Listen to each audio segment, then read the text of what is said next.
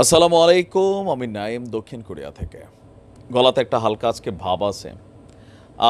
প্রেক্ষাপট ইনসাইড সেটা জরুরি না, আউটে যেটা আসছে এটা জরুরি। তবে এই মুহূর্তে আরবিরা, শেখরা, বাদশারা আপনারা ঝাঁপাই পড়েন। This is the right moment. মূলা তুলতে হবে। দীর্ঘ একটা লম্বা সময় ধরে পশ্চিমাদের রাষ্ট্রীয় আভ্যন্তরীণ যে জনতার চাপ ছিল তাদের সরকারের প্রতি, বা সামনের নির্বাচনকে কেন্দ্র করে বাইডেনকে মুসলমানরা যে বয়কট করেছিল ওয়াশিংটনে ইফতার পার্টির ঠিক একদিন যেতে না যেতেই নেতা নিহুর কাছে বাইডেনের গরম একটা টেলিফোন গেছে, আর এই টেলিফোনে জাদুর মতন কাজ করছে। তবে এখানে একটু বোঝার বিষয় আছে। এখানে আমার কাছে মনে হয় এটা দুইটাই হইতে পারে। ঘটনা সত্য, বাইডেন এইভাবেই বলছে নির্বাচনকে সামনে রেখে এটা আমাদের জন্য ফায়দাজনক, বাট যদি ঘটনা প্ল্যান বি হয়, প্ল্যান বি কি সেটা পরে বলতেছি। ইসরায়েলের আপনার যেই চলমান অভিযান আছে, এই অভিযানকে নিয়ে আজকে প্রেসিডেন্ট জো বাইডেন নিহুকে ফোন দিয়েছিল। আর বলা হচ্ছে যে গত কয়েকদিন আগে যে মার্কিন দাতব্য সংস্থা ওয়ার্ল্ড সেন্ট্রাল কিচেন, তাদের 7 জন ত্রাণকর্মী নিহত হওয়ার পর বাইডেনের উপর ছিল রাষ্ট্রীয়ভাবে একটা শক্ত চাপ। আর এরপরেই তার ফোন গিয়েছে আপনার নিহুর কাছে। আর নিহুকে হুঁশিয়ারি দিয়েছে বাইডেন, ফোনে ধমকও দিয়েছেন যে ওই এলাকায় বেসামরিক এবং মানবিক কর্মী বা যারা ত্রাণ দিতে চায় তাদের সুরক্ষা নিশ্চিতে ইসরায়েলকে সেখানে ব্যবস্থা নিতে হবে। দর্শক, এই ঘটনার পরপরই আমরা দেখলাম যে আরেকটা ঘটনা ঘটল।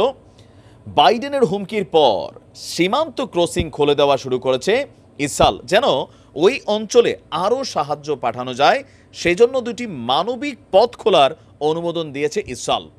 এক জরুরি বৈঠকে নিরাপত্তা মন্ত্রিসভা আপনার আমাদের বীরদের হামলার পর এই প্রথমবারের মতন ইসরায়েল এবং উত্তর গা ওই যে যা এই এলাকার মধ্যে আপনার ইরেস ক্রসিং পুনরায় চালু এবং আশদুদ বন্দর ব্যবহার করার অনুমোদন দিয়েছে জরুরি বৈঠকে নিহুর সরকার।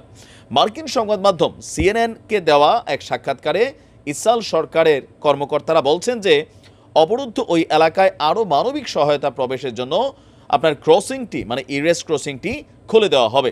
এছাড়া মন্ত্রিসভা ওই এলাকায় আরও সাহায্য স্থানান্তর করতে, কারণ গত পরশুদিনও একটা জাহাজ আপনার সম্ভবত 200 কত টন ত্রাণ নিয়ে কিন্তু পরিস্থিতি খারাপের কারণে সেখান থেকে ফিরে গেছে। এছাড়া বিভিন্ন সীমান্তে এখনও শত শত ট্রাক ত্রাণ নিয়ে দাঁড়িয়ে আছে, ভেতরে ঢুকতে পারছে না।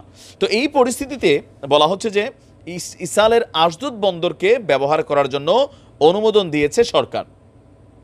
আপনার ইসরায়েলকে হুঁশিয়ারি দেওয়ার পর বাইডেন বলছেন যে ইসরায়েলে সেখানে যারা বেসামরিক নাগরিক যারা যাবে মানে আছে আর কি, জাতিসংঘের কর্মীসহ বিভিন্ন দাতব্য সংস্থা সারা পৃথিবী থেকে যারা ত্রাণ নিয়ে সেখানে যাবে, এদের উপর টার্গেট করে যদি কোনো হামলা চালানো হয় তাহলে বিষয়টা অন্যদিকে মন নিবে। পেছন থেকে হয়তো আমেরিকা সরেও যেতে পারে, কারণ এই মুহূর্তে আমেরিকার জনগণ সেই লেভেলে বাই খ্যাপসে। ওয়াই? কারণ যে 7 জন ত্রাণকর্মীকে ইসরায়েল বাছাই করে গাড়িটার মধ্যে লগো ছিল যেটা একটা ত্রাণের গাড়িটার মধ্যে, এখানে জানতো এরা, বাট এরা করছে কি ভাবছে যে বাক্সগুলা ভিতরে এগুলা নাকি মেশিনারিজ বইলা, কিন্তু করছে কি আপনার এটারে উড়াই দিছে। এরপরে দেখা গেছে উড়াইছে কারে, একদম আমেরিকার লোকে উড়াই দিছে ভাই। তো স্বাভাবিকভাবে আমেরিকার ভিতরে এতদিন যাবত যে একটা অবস্থান মিনিমাম লেভেলে ছিল, এরা তো পলিটিশিয়ান, তো সেইখানে এটা কিন্তু আরেকটু ভাইব্রেশন তৈরি হয়েছে। আর এই ভাইব্রেশনের কারণে বাইডেন সরকার গতকালকের ধাক্কা, ইফতার বয়কট প্রোগ্রাম, পাশাপাশি এই 7 ত্রাণকর্মীর নিহতের ঘটনায় হালকা কিন্তু চিপায় আছে। এখন প্ল্যান বিটা শোনেন, যে আমি প্ল্যান বিটা কেন বললাম।